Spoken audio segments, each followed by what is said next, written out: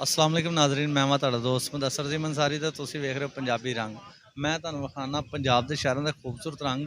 ਤੁਸੀਂ ਕਿਤੇ ਨਹੀਂ ਜਾਣਾ, ਰਹਿਣਾ ਮੇਰੇ ਸੰਗ, ਵੇਖਦੇ ਰਹੋ ਪੰਜਾਬੀ ਰੰਗ। ਨਾਜ਼ਰੀਨ, ਅੱਜ ਅਸੀਂ ਮੌਜੂਦ ਹਾਂ ਵਾਪਟਾ ਦੇ ਦਫ਼ਤਰ ਦੇ ਬਾਹਰ, ਜਿੱਥੇ ਨਸੀਮ ਸਾਦਕ ਚੇਅਰਮੈਨ ਆਮ ਲੋਕ ਪਾਰਟੀ ਇੱਥੇ ਇhtਜਾਜ ਕਰ ਰਹੇ ਨੇ ਤੇ ਇੱਥੇ ਦੇ ਲੋਕਾਂ ਨੂੰ ਪੁੱਛਣ ਦੀ ਕੋਸ਼ਿਸ਼ ਕਰਨੇ ਆ ਕਿ ਇhtਜਾਜ ਕਿਉਂ ਕਰ ਰਹੇ ਨੇ ਤੇ ਆਓ ਗੱਲ ਕਰਨੇ ਆ। अस्सलाम वालेकुम वालेकुम सलाम। जी सर, क्या नाम है? फराज। ਫਰਾ ਸਾਹਿਬ, ਤੁਸੀਂ ਇੱਕ ਮੈਨੂੰ ਗੱਲ ਦੱਸਣਾ ਚਾਹੋਗੇ ਆ ਜਿਹੜੀ ਤੁਸੀਂ ਰੈਲੀ ਕੱਢਣ ਦੇ ਇਹਦਾ ਮਕਸਦ ਕੀ ਹੈ? ਇਹਦਾ ਮਕਸਦ ਸਿਰਫ ਔਰ ਸਿਰਫ ਆਵਾਮ ਨੂੰ ਜਿਹੜਾ ਇਹਨਾਂ ਨੇ ਇੱਕ ਦਫਨਾ ਦਿੱਤਾ ਹੋਇਆ ਹੈ ਬਿਜਲੀ ਦੇ ਬਿੱਲਾਂ ਦੀ ਵਜ੍ਹਾ ਤੋਂ, ਉਹਨਾਂ ਨੂੰ ਅਹਿਸਾਸ ਦਿਲਾਉਣਾ ਹੈ ਕਿ ਸਾਡੀ ਬੱਸ ਹੋ ਗਈ ਹੈ। ਅਸੀਂ ਇੰਨਾ ਜ਼ਿਆਦਾ ਕਿਤੋਂ ਉਹਨਾਂ ਅਸੀਂ ਕਮਾਉਂਦੇ ਨਹੀਂ ਜਿੰਨਾ ਅਸੀਂ ਇਹਨਾਂ ਨੂੰ ਟੈਕਸ ਦੇ ਦੇਈਦਾ, ਬਿੱਲ ਦੇ ਦੇਈਦਾ। ਬਿਜਲੀ ਜਿਹੜੀ ਹੈ ਦਿਨ ਵਿੱਚ ਕੋਈ 5 ਦਫਾ ਜਾਂਦੀ ਹੈ।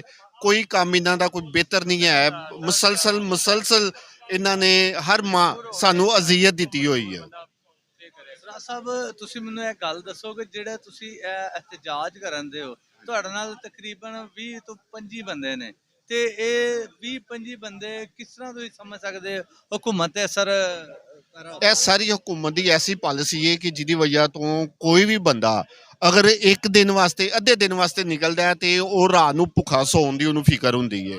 ਲੋਕ ਸਭ ਲੋਕਾਂ ਦੇ ਪੂਰੇ ਗੁਜਰਾਂਵਾਲੇ ਬਲਕਿ ਪੂਰੇ ਪਾਕਿਸਤਾਨ ਦੇ ਲੋਕਾਂ ਦੀ ਹਮਦਰਦੀ ਸਾਡੇ ਨਾਲ ਹੈ, ਲੇਕਿਨ ਉਹ ਅਗਰ ਕਮਾਉਣਗੇ ਨਹੀਂ ਤੇ ਖਾਣਗੇ ਕਿੱਥੋਂ?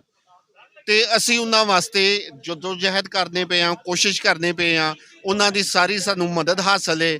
ਉਹ ਹਰ ਮੁਮਕਿਨ ਸਾਨੂੰ ਉਹਨਾਂ ਨੇ ਤਾਵਨ ਦਿਲਾਉਣ ਦਾ ਉਹਨਾਂ ਨੇ ਸਾਨੂੰ ਕਿਹਾ ਹੋਇਆ ਹੈ ਤੇ ਅਸੀਂ ਇਨਸ਼ਾਅੱਲਾ ਤਾਲਾ ਨੈਕਸਟ ਫਰਾਈਡੇ ਨੂੰ ਜਾਂ ਨੈਕਸਟ ਫਰਾਈਡੇ ਨੂੰ ਅਸੀਂ ਆਵਾਮ ਸਾਰੀ ਨੂੰ ਲੈ ਕੇ ਅਸੀਂ ਆਵਾਂਗੇ।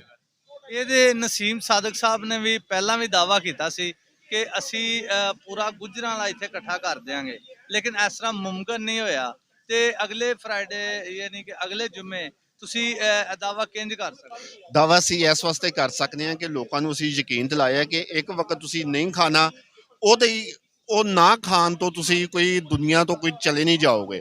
ਆਪਣਾ ਇhtਜਾਜ ਰਿਕਾਰਡ ਕਰਵਾਓ, ਆਪਣੇ ਆਪ ਨੂੰ ਤੁਸੀਂ ਬਿੱਲ ਲੈ ਕੇ ਆਓ ਜਿਹੜੇ ਤੁਸੀਂ ਇਹਨਾਂ ਦੇ ਸਾਹਮਣੇ ਜਲਾਣੇ ਨੇ, ਉਹ ਤੁਸੀਂ ਲੈ ਕੇ ਆਓ ਇਸ ਵਾਸਤੇ ਕਿ ਲੋਕੀ ਕੁਝ ਡਰਦੇ ਨੇ ਹਕੂਮਤ। ਫਰਾ ਸਾਹਿਬ ਖੁਦਕੁਸ਼ੀ ਕਰਨ ਤੇ ਮਜਬੂਰ ਨੇ, ਉਹ ਖੁਦਕੁਸ਼ੀ ਕਰ ਲੈਂਦੇ ਨੇ ਲੇਕਿਨ ਉਹ ਜੇਲ੍ਹ ਕਿਉਂ ਨਹੀਂ ਜਾਣਾ ਚਾਹੁੰਦੇ? ਜੇਲ੍ਹ ਇਸ ਵਾਸਤੇ ਕਿ ਹੈ ਏਡਾ ਜ਼ੁਲਮ ਕਰਦੇ ਨੇ, ਤਸ਼ੱਦਦ ਕਰਦੇ ਨੇ। ਖੁਦਕਸ਼ੀ ਕਰਨਾ ਤੇ ਬੰਦਾ ਇੱਕ ਹੀ ਦੁਨੀਆ ਤੋਂ ਜਾਂਦਾ ਹੈ। ਜਿਹੜਾ ਆਵਾਮ ਦੇ ਉੱਤੇ ਹਸ਼ਰ ਨਸ਼ਰ ਕਰਦੇ ਨੇ, ਉਹਨਾਂ ਦੇ ਛੋਟੇ ਛੋਟੇ ਬੱਚੇ, ਉਹਨਾਂ ਦੇ ਮਾਂ ਬਾਪ, ਉਹਨਾਂ ਦੇ ਰਿਸ਼ਤੇਦਾਰ ਸਾਰੇ ਅਜ਼ੀਅਤਾਂ ਵਿੱਚ ਆ ਜਾਂਦੇ ਨੇ।